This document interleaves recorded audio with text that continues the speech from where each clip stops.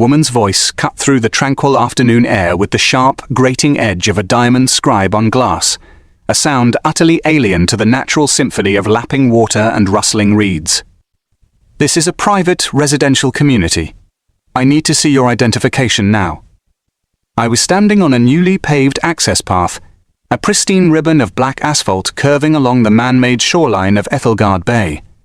In my hands I held a water testing kit, a pH meter, and a waterproof notebook for my field observations. My boots were dusty, my clothes a functional uniform of rugged canvas pants and a plain grey shirt that had seen better days. I looked up slowly from the water sample I was analysing. A gleaming, silent golf cart, the colour of a freshly bleached tooth, had rolled up beside me. At its helm was a woman in her late 50s, dressed in immaculate white linen, her face a taut mask of tanned, severe beauty. Her eyes, narrowed with the supreme confidence of someone who had never been told no in her life, raked over me with unconcealed disdain. "I'm sorry?" I asked, my voice deliberately calm, a tool I used often to de-escalate situations. "Identification," she repeated, cupping the word as if the effort of speaking to me was a physical burden. "You are on private property. The Ethelgard Bay estates are for residents and their approved guests only. You are clearly neither. So, I will ask you one more time. Who are you, and what are you doing here, on my property?" My property. The possessive was telling. This was her kingdom, and I was an unauthorized peasant, a piece of grit in the flawless machinery of her exclusive world. I understood the calculus of her worldview instantly.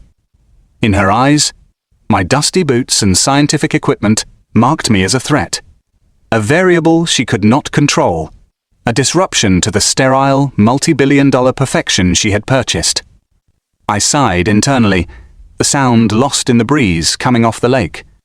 The entire point of this visit was to be anonymous, to observe the project in its natural state, without a flock of deferential executives in hard hats shadowing my every move, feeding me a curated and sanitized version of the truth. "Ma'am, I assure you I am authorized to be here conducting a site inspection." "Everyone says that," she scoffed, a sound like tearing silk. The construction workers, the surveyors, the landscapers, they all have bright yellow vests and company badges. "Where is yours? Show me your ID." My job required me to carry state-issued credentials at all times. It was a matter of protocol and safety. I reached into the zippered pocket of my field vest, pulled out my wallet, and flipped it open to my official identification card. It sat. This audio was created with Podcastle.ai. And flipped it open to my official identification card. It sat behind a clear plastic window. My photo, looking stern and tired as it always did on official documents, and beneath it, my name, Julian Croft, and my title, embossed beneath the official state seal. I held it out for her to inspect, expecting her to lean in, squint at the words, and then perhaps offer a grudging, huffy apology. Instead, in a movement so swift and aggressive, it caught me completely by surprise, she snatched the entire wallet from my hand. "Hey!" I said, my voice sharp with shock and a sudden jolt of adrenaline. She held the wallet at arm's length, her thumb contemptuously covering my photo, her eyes scanning the text. "State Land Use Commission," she read aloud, her voice dripping with a derision so profound it was almost performance art. Lead signatory. Oh, this is rich, completely fake. I've seen better forgeries from college students trying to buy beer. And then she did something that propelled the situation from a simple, albeit aggressive, confrontation into the realm of the truly, irredeemably unhinged. With a flick of her wrist, as if she were tossing a piece of rotten fruit, she threw my wallet, my driver's license, my credit cards, my family photos, my irreplaceable federal credentials over the edge of the path.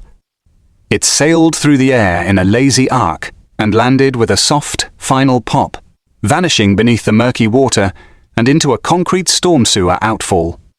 "There," she said, a triumphant, cruel smile twisting her lips. Now your fake ID is where it belongs. With the rest of the garbage. For a long, silent moment, I was paralyzed by a surge of pure, unadulterated disbelief. The sheer, wanton criminality of her act was staggering. It was a multi-layered offense, an act of theft, destruction of property, and a profound, idiotic miscalculation. In her obsessive need to prove me a trespasser, she had just committed a series of actual crimes. Before I could even formulate a response, what does one say to that? She had her phone out, its diamond-encrusted case flashing in the sun, her thumb jabbing at the screen. "Now," she said, her voice rising to a performative, panicked pitch, a sudden shift in tone for the benefit of the 911 dispatcher she was about to speak to. "Since you have no identification and are refusing to leave my property, I am calling the police to have you removed. I am a resident of Ethelgard Bay, and I feel threatened by your presence. Send officers immediately." She pressed the call button, her eyes locked on mine, glinting with the thrill of a decisive, crushing victory. She had no idea. She couldn't possibly know. She wasn't just calling the cops on a man she thought was a trespasser. She was calling them on the one man in the state who held the fate of her entire $3 billion paradise in the palm of his hand. And she had just thrown his authority into a sewer.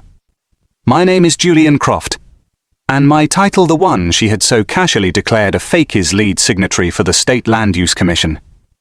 For the past 6 years, my professional life has been almost entirely consumed by the Ethelgard Bay project. It was the largest, most ambitious, and most environmentally sensitive private development in the state's history. A $2 billion behemoth of luxury HOAs, private marinas, an 18-hole golf course designed by a world-famous architect, all built on a fragile and state-protected coastal ecosystem. Our commission had fought the developers for years, forcing concession after concession in marathon-like public hearings and closed-door negotiations. We had only approved their master plan after they agreed to a thick binder of over 200 legally binding, non-negotiable conditions. These conditions were the only thing... This audio was created with podcastle.ai. Negotiable conditions. These conditions were the only thing protecting the public interest, the only bulwark against the project's immense environmental impact. They included everything from water runoff protocols and the use of permeable paving surfaces to the establishment of multi-million-dollar conservation trusts and the preservation of critical wildlife. Corridors. But the most important, the one the developers had fought the hardest, and the one I had personally insisted upon, was Condition 1A.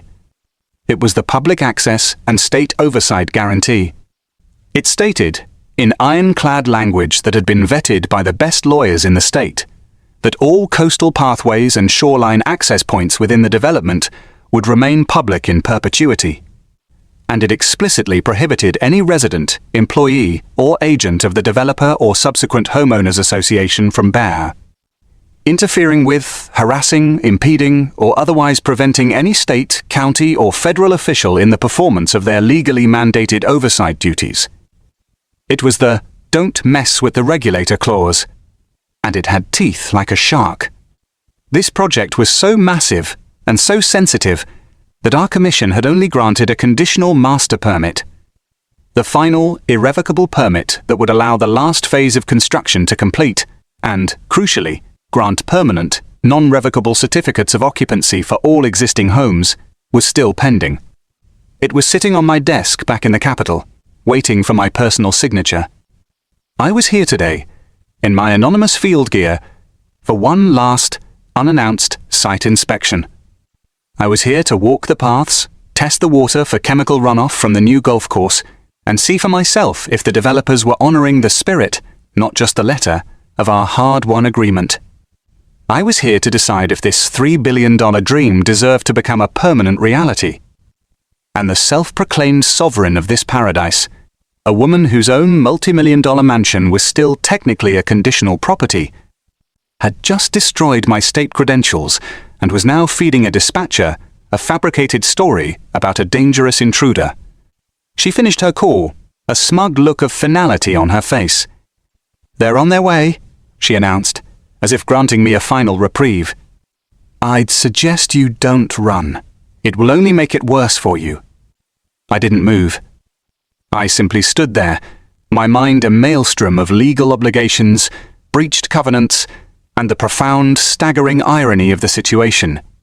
I looked at her, then at the vast, half-built luxury community stretching out behind her, a monument to human ambition and capital.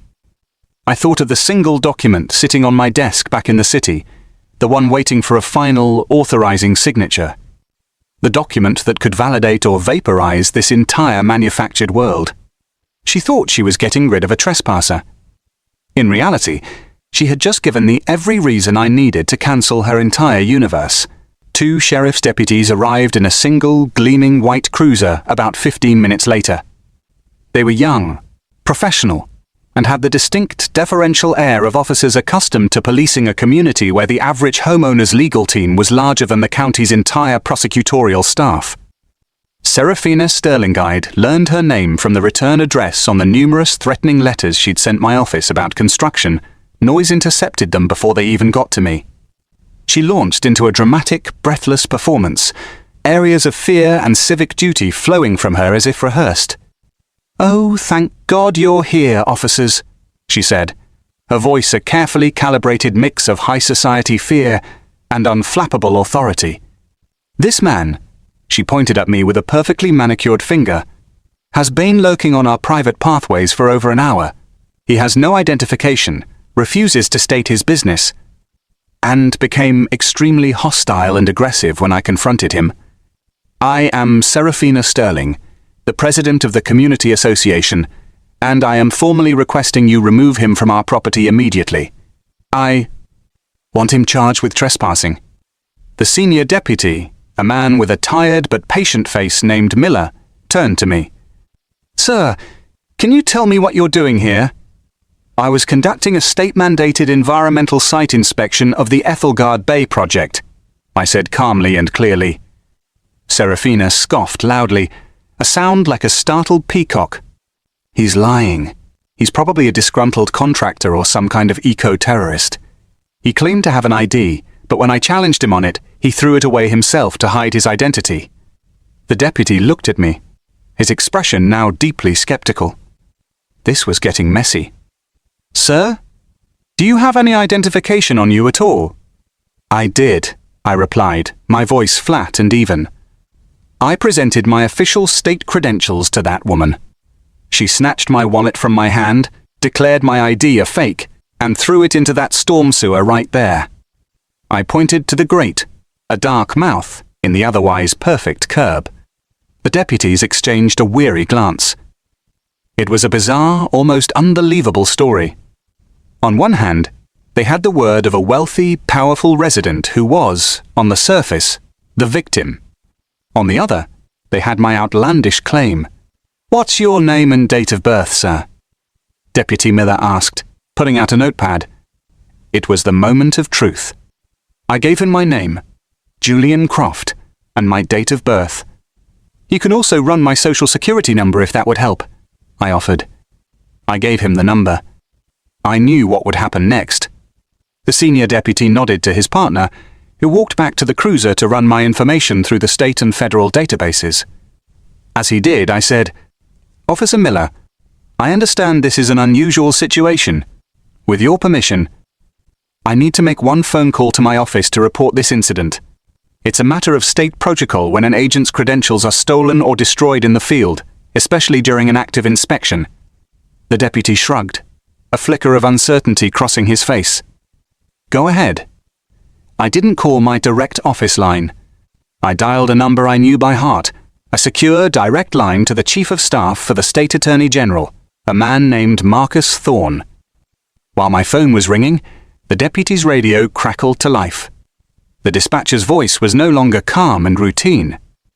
It was urgent, sharp, and laced with something that sounded like panic. "Unit 7. Be advised on the subject, Julian Croft. We have a major flag here. Confirmation from state and federal databases. Subject is confirmed Director of Field Operations for the state land. Use commission. Executive Level 5.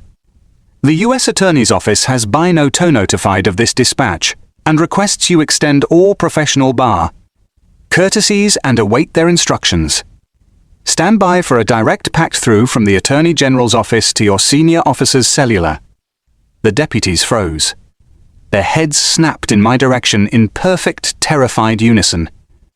Their eyes were wide with a mixture of shock and dawning horror. They were no longer dealing with a potential trespasser. They were in the middle of a major political and jurisdictional incident. The senior deputy's cell phone began to buzz at the exact moment a calm, powerful voice answered my own call. "This is Marcus Thorne at the AG's office. Julian." This audio was created with podcastle.ai. "This is Marcus Thorne at the AG's office. Julian, is that you? What's your status?" "I'm fine, Marcus," I said. "But my credentials are at the bottom of a storm drain, and I'm being detained by local law enforcement at the Ethelgard Bay site." Deputy Miller was now holding his own phone to his ear, his face pale as a sheet.